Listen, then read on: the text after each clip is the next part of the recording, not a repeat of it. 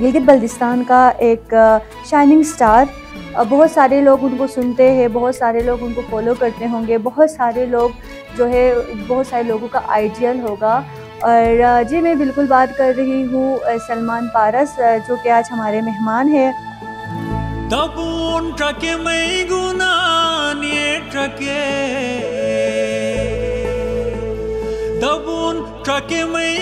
कोई भी ग्लोकार एक गाना बनाता है तो उस गाने में एक शायरी के अलावा उसकी कंपोजिशन के साथ उसका जो म्यूज़िक टेस्ट होता है और उसके साथ वीडियोग्राफी होती है।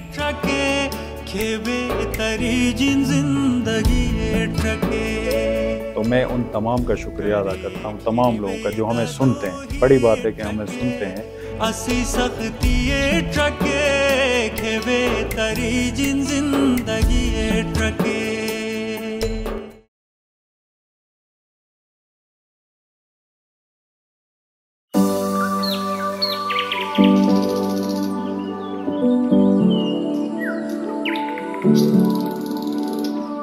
अस्सलाम वालेकुम पाकिस्तान, अस्सलाम वालेकुम Gilgit Baltistan. Good morning Pakistan, good morning Gilgit Baltistan.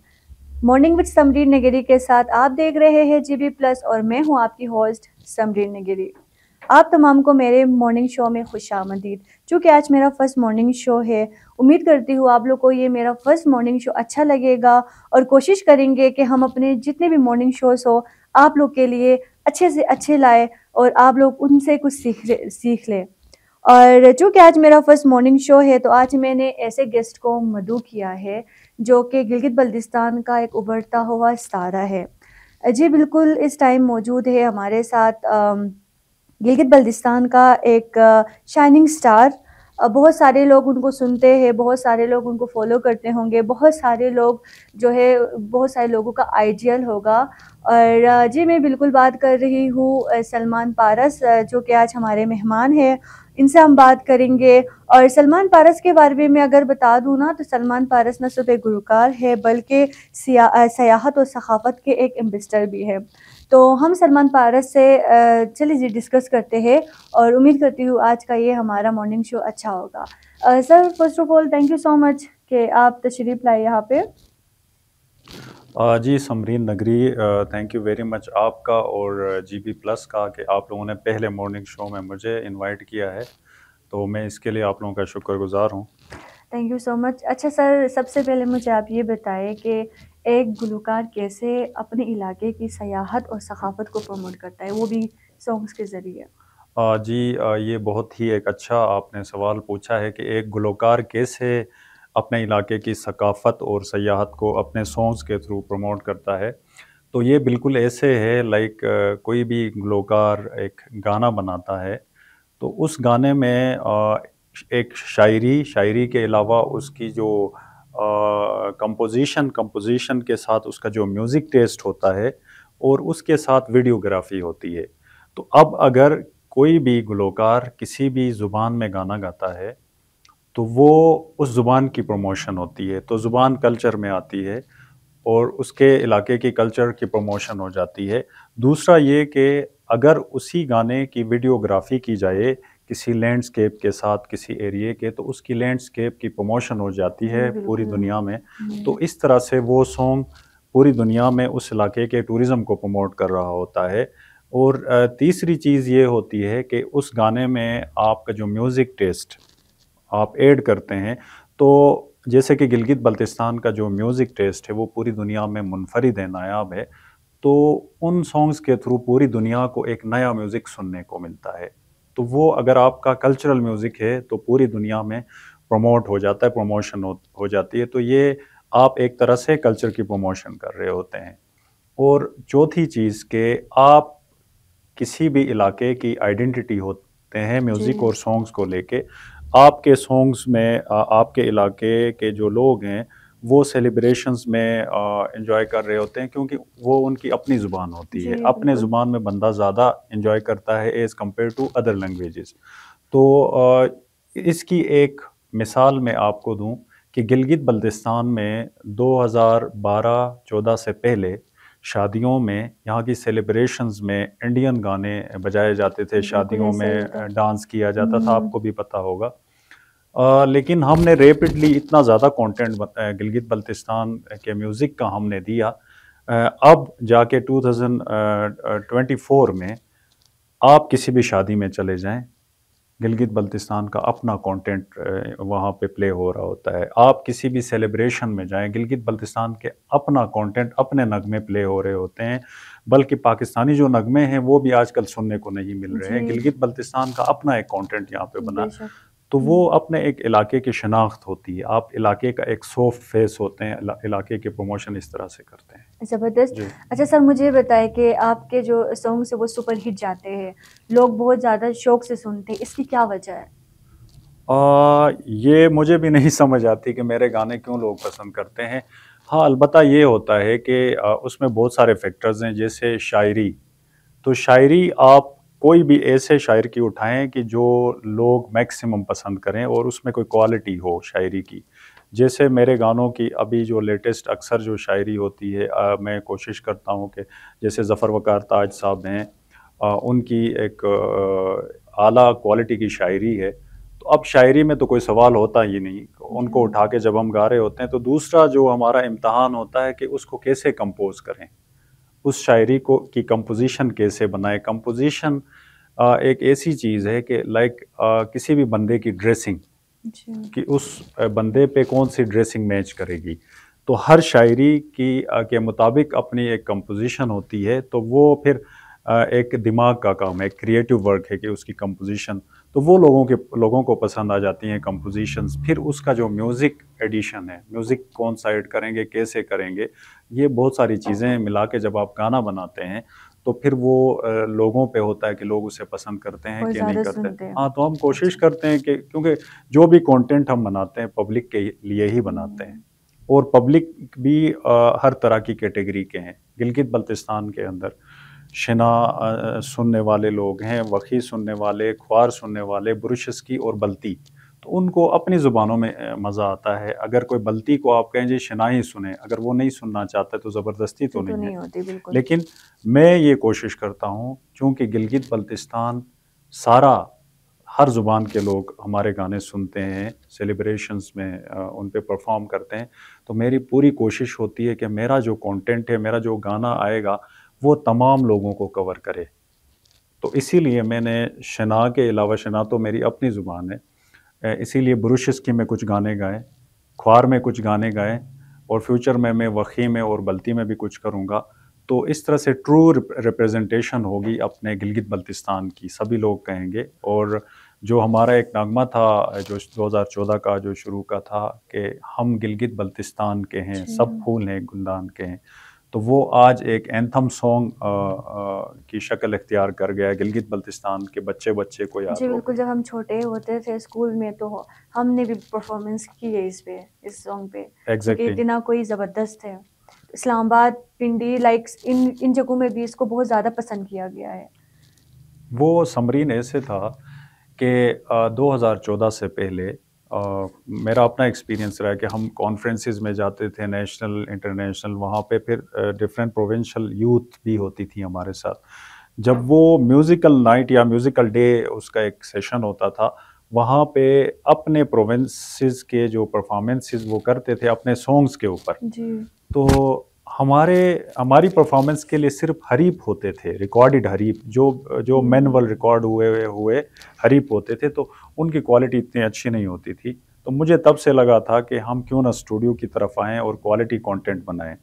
तो फिर जब मैंने बनाना शुरू किया तो उसके रिजल्ट मिलने शुरू हो गए कि फ़लाँ यूनिवर्सिटी में परफॉर्म कर रहे हैं, डांस कर रहे हैं, एंजॉय कर रहे हैं, बाहर कहीं कर रहे हैं। तो ये स्पेसिफिक उन लोगों पे म्यूज़िक क्लिक करता है जो अपने इलाके से दूर हों। हाँ वो जी, अपने सही इलाके को बात है। मिस करते हैं और अपने इलाके को फ़ील करते हैं, अपने इलाके का म्यूज़िक सुन के, गाने सुन के। जी। अच्छा ज़बरदस्त। मुझे ये बताइए कि आपने जो सिंगिंग है वो कब स्टार्ट किया? किस एज में थे आप? हाँ, मैं बिल्कुल बचपन से, स्कूल लाइफ से टीचर्स कोशिश करते थे कि मैं असेंबली के सामने आ जाऊँ, कोई तराना नगमा पेश करूँ, कोई नात पढ़ूँ, तो वो मैं पढ़ पढ़ लेता था क्योंकि मेरा अपना शौक़ भी था।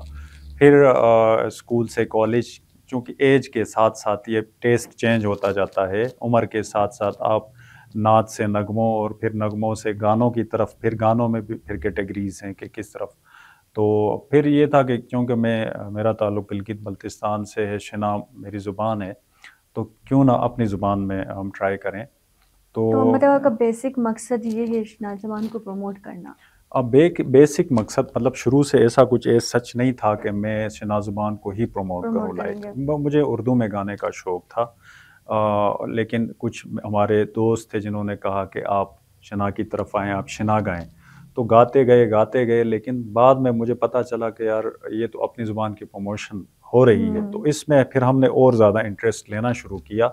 वो इंटरेस्ट ऐसे लेना शुरू किया कि जो हमारी फ़ोक ट्यून्स हैं, पुरानी फ़ोक ट्यून्स जो आज से 30 साल पहले, 40 साल पहले गाई गई हैं या बजाई गई हैं, तो उनके ऊपर हमने शायरी लिखवाई, उन्हीं को गाना शुरू किया। तो उनका रीमेक हुआ और एक नस्ल से दूसरी नस्ल तक वो ट्यून्स ट्रांसफ़र होती गई। तो वो हमारी इंडिजिनस ट्यून्स हैं। तो उस पे हम कोशिश करते हैं कि उसी तरह की ट्यून्स के ऊपर शायरी लिखवाएँ और उन्हीं के ऊपर गाएँ, ताकि दुनिया के लिए भी एक नई कंपोजिशन होगी बिल्कुल। और हमारी कल्चरल जो ट्यून है रूट्स के साथ जुड़ी रहें। जी। अच्छा, वैसे आपको कभी लगा कि आप इतने बड़े स्टार बनेंगे? आपको फ़ील हुआ था पहले जब आपने सिंगिंग स्टार्ट की, तो आपको क्या फ़ीडबैक मिला जब स्टार्टिंग में? ऑब्वियसली देखिए कि हम जब कोई काम स्टार्ट करते हैं तो जी, बहुत सारी इनिशियल स्टेज में बहुत सारी प्रॉब्लम हमें फेस करनी पड़ती है, स्पेशल लोगों को। जी, और लोगों में ये कि अपने ही लोगों को फेस करना पड़ता है। तो एक तो गिलगित बल्तिस्तान एक ऐसा इलाका है, मज़हबी इलाका कह सकते हैं गिलगित जी, बल्तिस्तान जी, को। जी। यहाँ पे सॉन्ग्स वगैरह को लाइक पहले जो है इतना नहीं पसंद किया जाता था। तो आपको क्या क्या फीडबैक मिला स्टार्ट में? जी, बिल्कुल, ये आप वैलिड आपकी बात है कि इश्यूज़ होते हैं। बहुत होता है। जिस हम सोसाइटी से ताल्लुक़ रखते हैं, आप बचपन से या किसी एज में आके आप मैट्रिकुलेशन में या इंटरमीडिएट में आके आप म्यूज़िक की तरफ ज़्यादा होते हैं, तो पेरेंट्स को या आपके फैमिली को एक डर होता है कि पता नहीं ये हुँ, किस तरफ निकल पड़ा है, बंदा कहाँ जाएगा, आगे म्यूज़िक का तो कोई फ्यूचर ही नहीं है। फ्यूचर नहीं है। तो हम जब म्यूज़िक की तरफ आए थे, तो उस वक़्त गिलगित बल्तिस्तान में सच इतना कोई इमेज नहीं था म्यूज़िक का लोगों के सामने। तो अभी जितने साल तब से गुज़र गए हैं, एक इमेज ऐसे बना है कि अब हमारी देखा-देखी लोग अपने बच्चों को कहते हैं कि आप ये फ़ील्ड जॉइन कर सकते हैं, और साथ ही साथ हमारा ये है कि एक ऑफ़िशियल जॉब भी होती है। तो लोगों को ये मैसेज भी जाता है कि ये बंदा ऑफ़िशियल एक एक रिस्पॉन्सिबिलिटी भी कर रहा है, साथ में ये भी कर रहा है, तो हम हुँ, भी कर सकते हैं। जी, तो उनके लिए एक मैसेज जाता है, तो वो साथ-साथ अपने शौक को जारी रखते हैं। तो अपने शौक को हमेशा से जारी रखना चाहिए। जब आपके शौक मरेंगे तो इंसान अंदर से मेरे ख़्याल से मर जाता है, बिल्कुल। ख़त्म हो अभी जाता है। आपने शौक की बात की तो एक और क्वेश्चन कि आप और क्या हॉबीज़ है सिंगिंग के अलावा और जो आप ऑफ़िशियल काम करते हैं इसके अलावा मज़ीद क्या हॉबीज़ है आपकी? क्या पसंद करते हैं आप?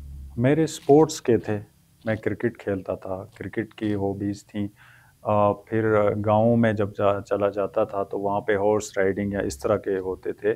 लेकिन अभी इस वक़्त टोटली म्यूज़िक मेरा हॉबी रहा है। तो म्यूज़िक को लेके मैं सोच रहा होता हूँ कि किस तरह की कंपोज़िशंस बनाएँ, जो हमारे गिलगित बल्तिस्तान में तो फ़ेमस होते ही हुँ, होते हैं, कोई नेशनल लेवल पे कोई टच करें। तो इस तरह के कुछ अटेम्प्ट्स मैं करना चाह रहा हूँ फ्यूचर में, और मुख्तलिफ़ ज़ुबानों के साथ मिला के अपनी ज़ुबान को, ताकि इससे ये होता है कि आप अगर बलोची ज़ुबान के साथ शना ज़बान का फ्यूजन कुछ करेंगे, कुछ मिला के कुछ कोई गाना बनाएँगे, तो बलूचिस्तान में भी वो आपकी ज़ुबान उस बलोची सिंगर की वजह से सुनेंगे, और फिर गिलगित बल्तिस्तान में बलोची भी सुनेंगे। तो ये एक एक्सचेंज होगा ज़ुबानों का, तो ये एक अच्छा एक्सपीरियंस होता है। तो कोशिश करके आगे कोई नेशनल कंटेंट बनाने की हमारी कोशिश है। तो आप दूसरा ये कह रही थी कि आपने सोचा कि इतना बड़ा कोई स्टार बनेंगे, तो जी, मैं ये सोच रहा हूँ कि कोई छोटी-सी हमारी एक ज़ुबान है, इसमें कोई स्टार-विटार वाली बात नहीं है। हम हमारे अंदर जो अल्लाह ताला ने छोटी-सी सलाहियत दी है, उसी में रहते हुए हम कोशिश कर रहे हैं। तो सच मैं नहीं समझता कि हम कोई बड़े स्टार बने हैं तो कुछ बने हैं।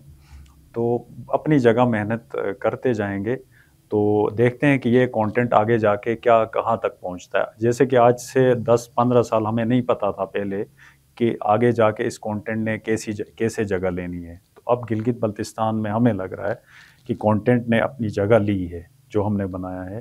तो आगे भी एक्सपीरियंस होता जाएगा, देखते हैं कि क्या होता है। लेट्स होप के अच्छा हो। जी। और मुझे बताइए कि आपका पसंदीदा गाना कौन सा है?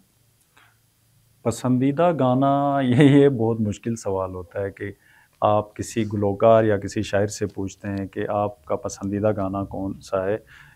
इसकी मिसाल ऐसी होती है कि आप किसी शख्स से ये पूछते हैं कि आपके अगर 4 या 5 औलाद हैं तो कौन सा कौन सी? सबसे अच्छा लगता है आपको? ये अच्छा, मुश्किल नहीं, है। फिर भी एक होता है ना कि आप जब सिंगिंग कर रहे थे, जितने भी आपने जी। जितने भी एल्बम्स हैं आपके, तो एक ऐसा होगा जो गाते हुए आपने बहुत एंजॉय किया होगा और आपको बहुत मज़ा आया हो, और वो जी। होता है ना कि यादगार होता है आपके लिए। ऐसे मोमेंट्स आते हैं हमारी लाइफ में। तो आप हमें सुनाइए 2-3 लाइन्स और बताइए भी कि कौन सा पसंदीदा है?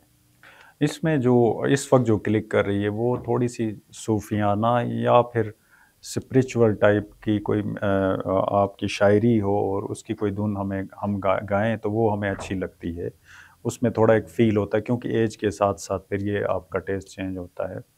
एक शनामे गाना है हुँ। जो आज से कोई 4-5 साल पहले हमने रिकॉर्ड किया था। ज़फ़र वक़ार ताज साहब की अगेन शायरी है। दबाओ ट्रक में गुलाने दबाओ ट्रक में गुलाने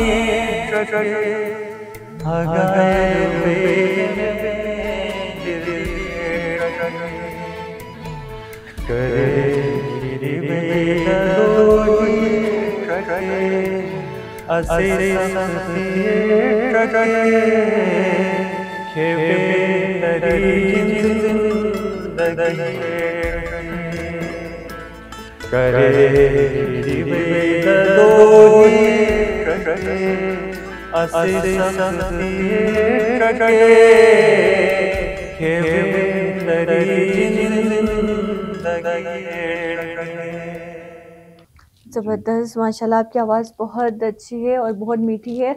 अच्छा सर, ये बताइए कि रिसेंटली आपका एक न्यू गाना लॉन्च जी। हुआ है और बहुत सारे लोग आपको ट्रोल कर रहे हैं, दुनिया जाए बाहर में। जी, जी, तो जी। आप मुझे बताइए सर कि अगर हम सारे बाहर में जाएँगे तो आपके गाने कौन कौन सुनेगा? सुनेगा? एग्ज़ैक्टली। तो इसके ये जो नाम रखा है आपने, दुनिया जाए बाढ़ में, इसकी क्या इसके पीछे हिस्ट्री है? थोड़ा-सा इसका बैकग्राउंड बता दें। क्योंकि बहुत सारे लोगों के माइंड में ये है कि लाइक इसको पॉजिटिव वे में नहीं ले रहे लोग। जी, जी, जी, आप जी। थोड़ा-सा एक्सप्लेन करें ताकि हमारे सुनने वाले और देखने वालों को पता चले कि इसके पीछे हिस्ट्री क्या है? चलें, थैंक यू, आपने एक अच्छा सवाल पूछा। इससे फिर जो हमें सुन रहे हैं, देख रहे हैं, उनके लिए एक मैसेज भी जाएगा। मैं ये बताऊँ कि दुनिया में बहुत सारे गाने ऐसे बने हैं जिनकी कोई शायरी ही नहीं है। हाँ। कोई शायरी नहीं है, बहुत सारे ऐसे गाने बने हैं और पूरी दुनिया में वायरल हैं, लोग हुँ। सुन रहे हैं। तो वो कोई भी मेलोडी उठाई है, कोई भी सेंटेंस उठाया है, गाते गए हैं, तो वो वायरल हो गई हैं, ठीक है। लेकिन हमारे गाने में ऐसा नहीं था, कोई मकसद था।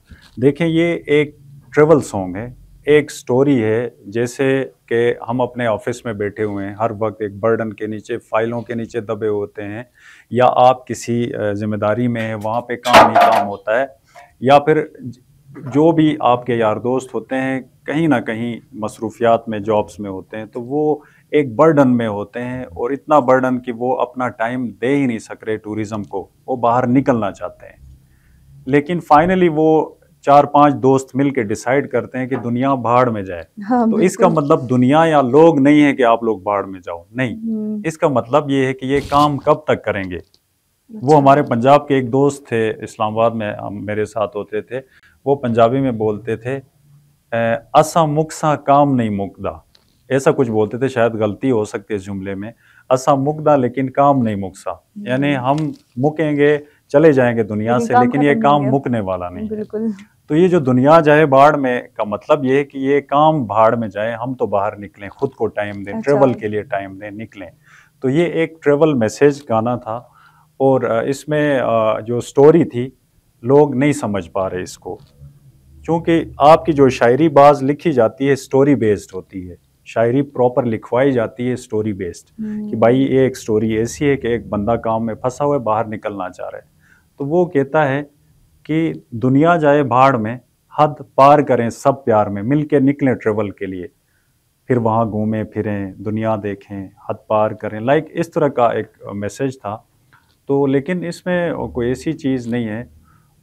ऐसे ऐसा ग्रुप है जो ट्रेवल, जो इस गाने का ऑडियंस है, वो इसे उन्होंने ज़रूर पसंद किया है और हमें अच्छे मैसेजेस मौसूल हुए हैं। और जिन्होंने नहीं समझा, कोई मसला नहीं ज़ाहिर सी है, बात है, कोई वो मसला नहीं नेगेटिव है। बात भी तो होगी। हम दुनिया को देखें, अगर मैं गाने बनाता हूँ तो मैं तो पब्लिक के लिए बनाता हूँ। हुँ, अगर मैं पब्लिक को ही कहूँ कि जी दुनिया बाढ़ में जाए, तो फिर मेरे गाने कौन वाकई में कौन सुनेगा। बिल्कुल। तो मैं तो कोशिश करता हूँ भाई, इतनी मेहनत करता हूँ, मैं तो आप लोगों के लिए कर रहा हूँ, मैं तो पब्लिक के लिए कर रहा हूँ कि पब्लिक मेरे गाने पसंद करें। तो इसको ऐसे लेने की ज़रूरत नहीं है। और सोशल मीडिया में दूसरी चीज़ ये होती है कि हमारे गिलगित बल्तिस्तान में ऐसे भी लोग बैठे हों कि वो सोशल मीडिया में मोर्चे लगाए बैठे हैं, हुँ, तो वो नेगेटिव कमेंट्स की तरफ ही ज़्यादा आते जाते होते हैं, हैं। तो बिल्कुल। उनकी देखा देखी हमारे आम सादा फहम लोग भी उन कमेंट्स को फॉलो करते हुए कुछ ना कुछ वो कह रहे होते हैं। तो इससे ये होता है कि कोई मसला नहीं होता, लेकिन उस का जो है गाने की प्रमोशन हो जाती है। नेगेटिव आपके कमेंट्स से भी गाने की तो प्रमोशन हो रही बिल्कुल होती है। ऐसा ही होता तो है। हम इस बात पे भी खुश होते हैं कि कहीं पे नेगेटिव कमेंट्स आ जाते हैं तो वो गाना उठ रहा होता है। कहते हैं ना कि ये जब भी आप पे कोई बात आती है, तो जी। जब आपको ट्रोल किया जाता है तो समझ जाए कि आप कामयाबी की सीढ़ी पे चल रहे हैं। हाँ, तो ये बिल्कुल है। एक कहावत है। तो जब भी लाइक ऐसे कोई कमेंट्स आते हैं, हमारा भी ये होता है, तो ऐसे कमेंट्स पढ़ने के बाद डिसहार्ट नहीं होना चाहिए, बल्कि खुद को ये सोचना चाहिए कि मतलब हम अच्छे जा रहे हैं, तभी हम एग्जैक्टली। हमें लोग नोट कर रहे हैं ना हमारी एक एक चीज़ को, फिर उसको जो है हाईलाइट कर रहे हैं, तो इससे ये होता है कि हमें सीखने को मौका भी मिलता है। एग्जैक्टली मिलता है। और दूसरी चीज़ के, एक चीज़ जो मेरी समझ में आई है, जो मुझे पता था इस चीज़ का, कि इस गाने का म्यूज़िक टेस्ट है वो टोटली डिफरेंट है। हम्म, जैसे कि आप गिलगित के पहाड़ों से निकल के लाहौर का म्यूज़िक कर रहे हैं, कुछ इस तरह कर रहे हैं, तो वो हमारे लोगों को शायद उस पे पसंद ना आने की एक वजह ये भी हो सकती है कि उस पे हमारा डांस नहीं हो सकता, डांसिंग हाँ, स्टेप्स नहीं आते। तो कोई भी गाना जिस पे हमारे डांसिंग स्टेप्स नहीं बनते, हमारे लोग शायद उसको कम ही सुनते हैं, अगले गाने की तरफ चले जाते हैं। क्योंकि हमने अपने म्यूज़िकल इवेंट्स पे, कॉन्सर्ट्स पे, शोज़ पे ये एक्सपीरियंस हमने किया है कि हमारे अक्सर लोग उन इवेंट्स पे इसलिए आते हैं कि वो खुद डांस कर सकें, परफॉर्म कर सकें। तो हमारे अक्सर लोग परफॉर्मर्स ज़्यादा हैं। तो कोई मसला नहीं है। तो अगला गाना हमारा शना गाना इनके लिए ट्रेडिशनल बीट के साथ आ रहा है। उस पे जितना चाहें इस पे डांस कर सकते हैं, और आएंगे, कंटेंट आता रहेगा। अच्छा। जी। चलिए, वैसे भी आपके सुपर हिट होते हैं, तो ये भी देख लेंगे। और सेकंड ये कि जो अभी जो यूथ है, जो सिंगिंग करना चाहती है, जो आर्टिस्ट बनना चाहते हैं, उनके लिए कोई छोटा-सा मैसेज? जी, ये हमारे गिलगित बल्तिस्तान की जो यूथ है, स्पेशली म्यूज़िक के फील्ड में जो हैं, उनके लिए मैं कुछ चीज़ें ज़रूर शेयर करना चाहूँगा।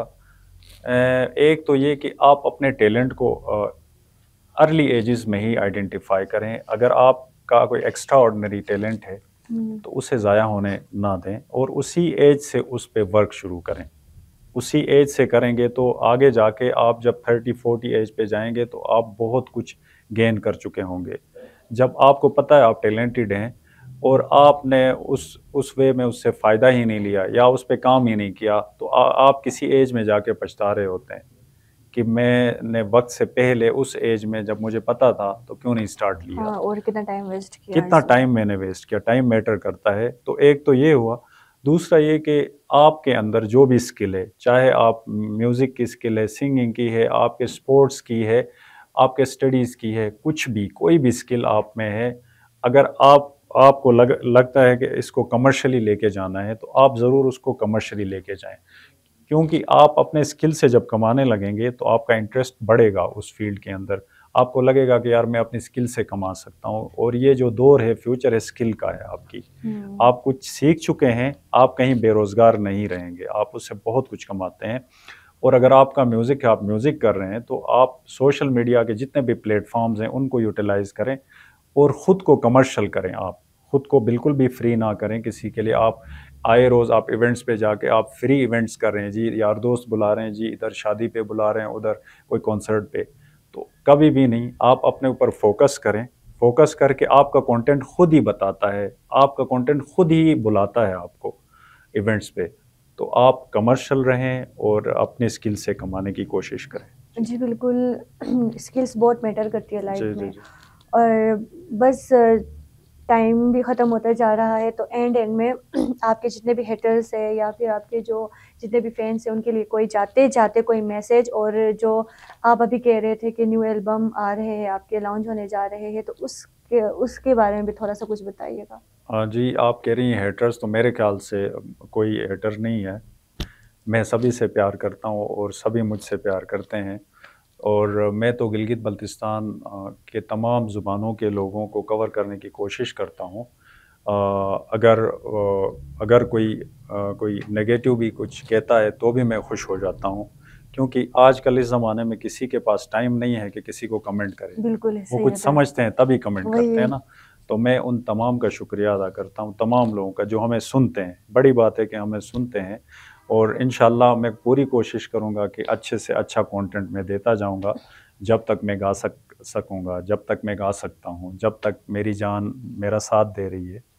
तो ये मेरा इनके लिए मैसेज है। जी। Thank you so much sir once again, आप जो कि हमारा फर्स्ट मॉर्निंग शो था और आप उसके मेहमान बने, टाइम दिया, जी। और थैंक यू सो मच। और उम्मीद करती हूँ नाजरीन आज का ये मॉर्निंग शो बहुत अच्छा लगा होगा आपको। और चूँकि मेरा मकसद ये है कि गिलगित बल्तिस्तान के जो टैलेंट है उसको मैं उजागर करूँ, यहाँ पे ऐसे मेहमानों को बुलाऊँ जो कि गिलगित बल्तिस्तान का नाम रोशन कर रहे हैं और अपने अपने जो स्किल्स है उन पर भी काम कर रहे हैं। तो मेरे जितने भी मॉर्निंग शोज़ होंगे वो जो है गिलगित बल्तिस्तान के सारों के साथ होंगे, और कमेंट सेक्शन में आप लोगों ने ज़रूर बताना है अगर आप लोग के माइंड में भी कोई ऐसी पर्सनैलिटी मौजूद है जो कि आप लोग को लगता है कि मुझे बुलाना चाहिए, तो फिर आप लोग कमेंट सेक्शन में ज़रूर बताएं। और या फिर हमारा जो कांटेक्ट नंबर दिया गया है, हमारी जो टीम है उनके साथ भी आप लोग कांटेक्ट कर सकते हैं, फिर हम उनको ज़रूर यहाँ पे इनवाइट करेंगे। और जो है ज़रूर हम जो है गिलगित बल्तिस्तान के इस टैलेंट को उजागर करने की कोशिश करेंगे। उम्मीद करती हूँ आज का मेरा ये प्रोग्राम अच्छा लगा होगा। मज़ीद इस तरह के प्रोग्राम्स लेके आऊँगी, तब तक के लिए खुदा हाफिज़।